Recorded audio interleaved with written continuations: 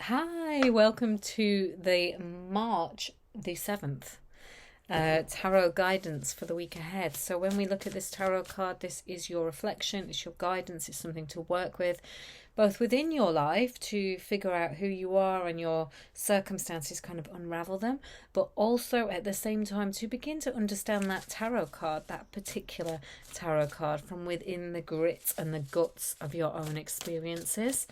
Um, so I'm using my Cosmic Mother Tarot deck, giving them a quick shuffle. I'll take the first one from the top. And today, this week, we have the High Priestess, which is a really powerful card. Obviously, it's one of the major arcana cards, one of the first. So it's early on in our tarot journey. If you're looking at tarot as a journey from the Fool all the way through the major arcana and then through the suits, this one is it's a big goddess kind of card, which of course does not mean that it applies only to females. This is within each and every one of us. That's the idea of an archetype. It's within all of humanity, not within one gender or one particular type of person.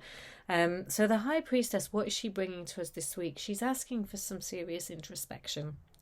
Okay, she isn't bothered about what's going on in the outside world. So she's asking you not to be bothered with regards to what other people are doing, what other people think you should be doing, but rather bringing yourself back inwards with a beautiful deep breath. Maybe take a big deep breath with me now, and we'll just get into that High Priestess space. So seriously, let's do it. One great big giant breath in through the nose, out through the mouth, and imagine ourselves dropping into our intuition, our gut. Okay.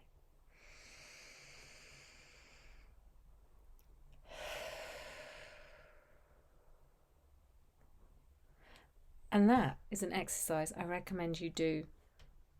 Whenever you're feeling a bit vexed, a bit stressed this week, bring yourself back to the wisdom, the intelligence, the inner knowing that's in here. Not up here.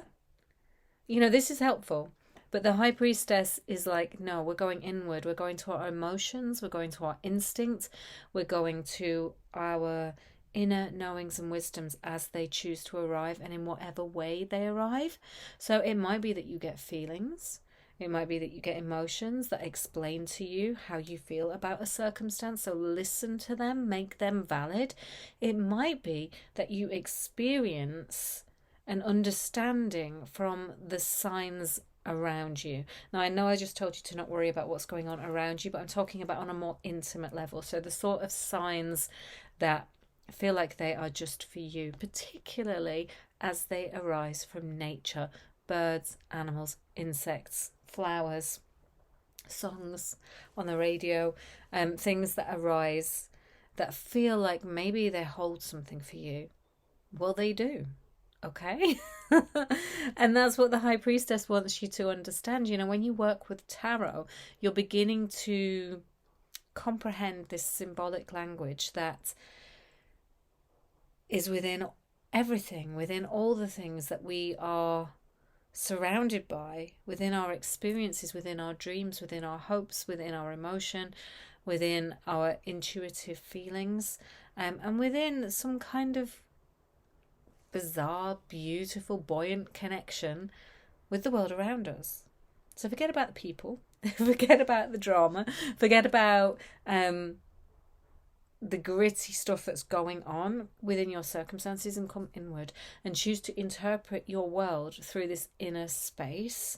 So what are circumstances trying to teach you? So rather than worrying about what he said or she said or what they did or what they want you to do, think about, what is this circumstance allowing you to experience within you? How does this circumstance affect your feelings? What's your intuition about this circumstance?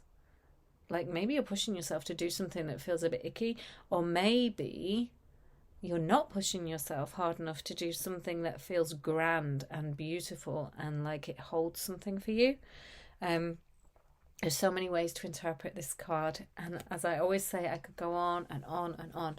But the High Priestess is calling for you, for this community, for me, for all of us to go inward, to go to that introspection, to sit with who we are for a minute, put all else aside, and trust that there's something within that needs to come out, that needs to be understood, that needs to be comprehended. There's a wisdom that is unique and that is real and valid, and that's speaking right now. It's speaking through me, telling you to go get inward, meditate, pray, write down your dreams, journals. There's loads of ways that you can access this, but one surefire way is getting quiet, which I know many of us really try hard not to do. We really try that hard, don't we? We try to keep as busy as possible because we don't like the quiet, we don't like the self-examination. But it's through the self-examination that we get to know who we are, what we will tolerate, what we want, what our dreams are, where our goals are at. And, we start to, let's be frank, connect to the divine. And that's what this card is about.